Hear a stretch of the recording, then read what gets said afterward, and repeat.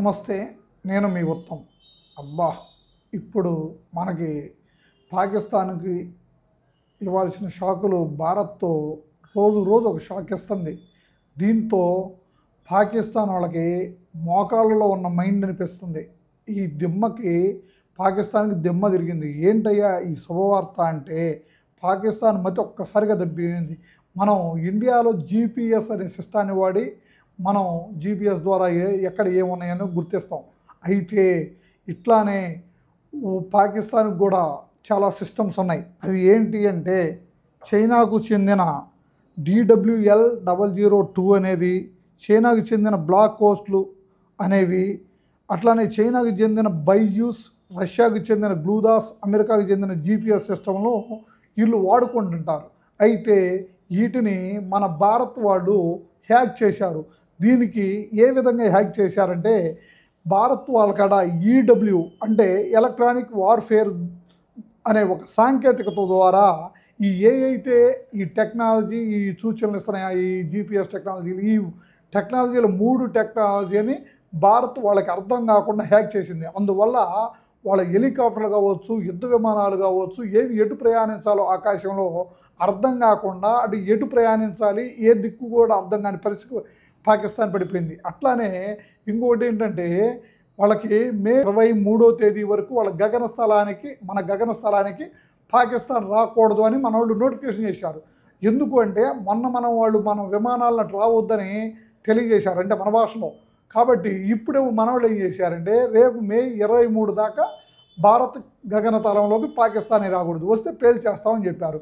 ఆ దెబ్బతో పాకిస్తాన్కి అది ఒక దెబ్బ అయితే డబ్బులు లేని అడక్క తినే ఈ పాకిస్తాన్ పనికి మాలిన వాళ్ళకి దెబ్బ మీద దెబ్బ తగులుతుంటే మోడీ గారి స్ట్రాటజీ, మన స్ట్రాటజీతో ఈ టెక్నాలజీ వాళ్ళకి సంబంధించిన అన్నిటినీ ఒక్కసారిగా జామ్ చేశారు. ఇప్పుడు ఏ పరికరము పనిచేయకుండా మన టెక్నాలజీ ఎలక్ట్రికల్ వార్ఫేర్ ద్వారా మనం ఆపేశాం. ఇప్పుడు జనానికి ఇది చాలా శుభదాయకం. పాకిస్తాన్ సైనికులకి భయపడి ఉచ్చబోసుకున్నటువంటి పాకిస్తాన్ సైనికులు ఎంతో కొంత ధైర్యంగా జీతాలు తీసుకుంటున్నాం, వచ్చినప్పుడు అని తిందాం, ఈ ఉద్యోగం మానేస్తే బాగుండదు అనుకొని కొంచెం మొహమాట పడేటువంటి వాళ్ళు ఉన్నటువంటి వాళ్ళకు కూడా ఇది మైండ్ బ్లాక్ అయ్యే సంకేతం.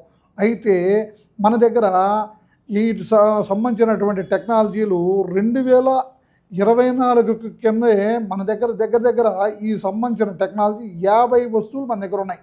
ఈ ఈడబ్ల్యూ ఎలక్ట్రానిక్ వార్ఫేర్కి సంబంధించినటువంటి టెక్నాలజీ 50 ఉన్నాయి.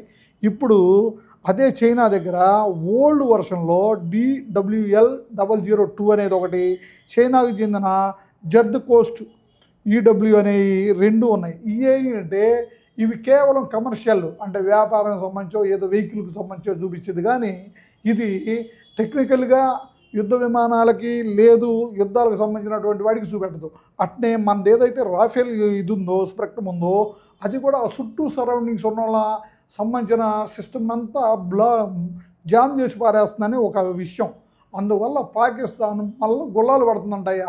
అది ఈరోజు మనకు అందిన ఒక సమాచారం. కాబట్టి ఏదైనా పాకిస్తాన్కి మోడీ వచ్చైతే కారిపెడుతున్నాడు, అది ఖచ్చితం. కాబట్టి మనం ఇంకొకసారి ఉగ్రవాదం అనే పేరుతో భారత్లో ప్రవేశించాలంటే ఒక్కొక్కడికి వణుకు కాదు, శీర్షమటలు పట్టాల్సిందే. ఇది మన భారత్ దేశం ఇంత అడ్వాన్స్ అవ్వటం మన అందరి అదృష్టం. ఈ సబ్జెక్టు నచ్చినట్టయితే విశ్వ ప్రైమ్ ఛానల్ని లైక్ చేయండి, షేర్ చేయండి, ఒక కామెంట్ చేయండి. జై హింద్, జై భారత్, జై భారత్.